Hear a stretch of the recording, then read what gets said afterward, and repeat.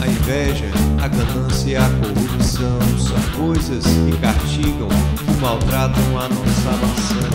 Onde será que estamos? Onde será que vamos chegar? Será que existe alguma razão que possa nos explicar? Por que tanto sofrer? Tanto chorar, não dá pra entender, não tem como explicar.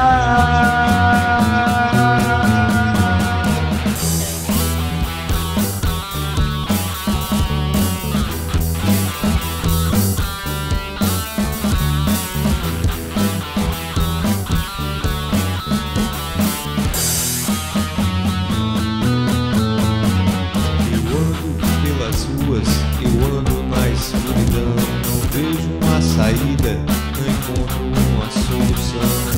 Onde será que estamos? Onde será que vamos chegar? Será que existe alguma razão que possa nos explicar? Por que tanto sofrer? Por que tanto chorar? Não dá pra entender, não tem como explicar.